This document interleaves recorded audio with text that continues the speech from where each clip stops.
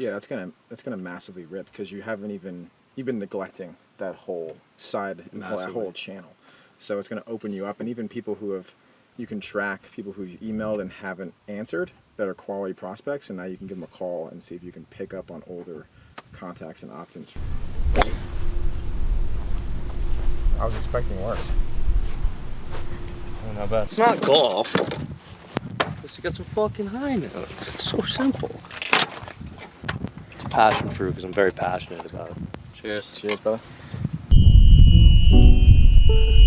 Car path only.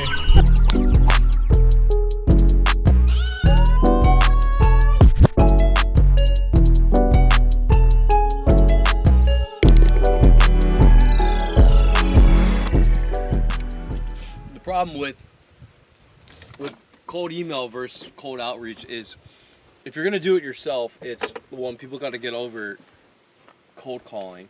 It's way easier to cold email, and that's why there's more cold emailers.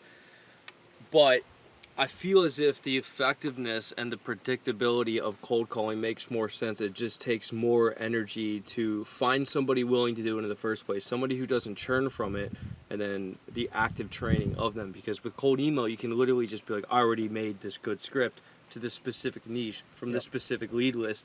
You can rail up 10 domains and keep it going. But cold calling, it's so personal, and it has such a high conversion rate as opposed to cold email. So I feel as if the two effects balance each other. And if you were to have a team of 3 cold emailers versus 3 cold callers, they could probably produce similar results. But the kind of person that would reply to a cold email and the kind of person who would reply to a cold call are completely different. So you need to have both simultaneously to hit both avenues. And you can use them simultaneously. So if people are opening your cold email and not responding, you just pick up the phone and call them because you know that they're already interested in what you're saying and they have a basic understanding of what your offer is. So if you use cold calling strategically with cold email, you're going to have the best results. So this is a transfusion. It's Tito's and purple drink. I don't know what's in it, but it is delicious. All right. It's the Barstool drink. What's the probability this goes in the water? Pretty high. What do you hit it?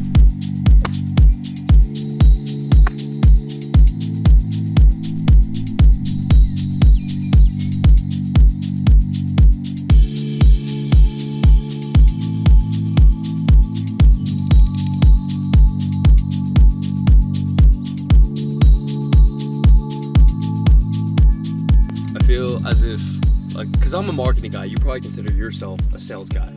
Yeah. But as I've scaled farther and farther, I feel as if neglected the one-on-one personal aspect of sales.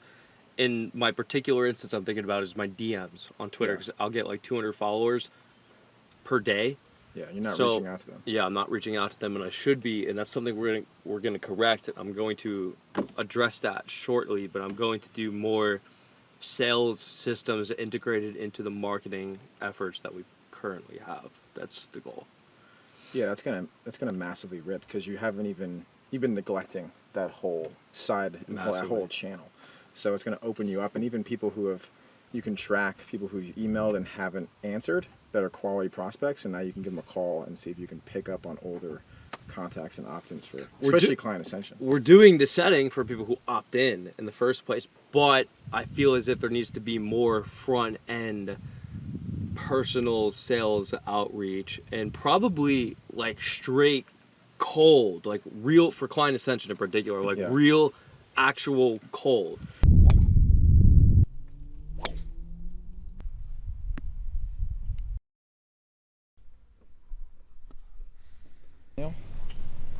Almost. Get legs.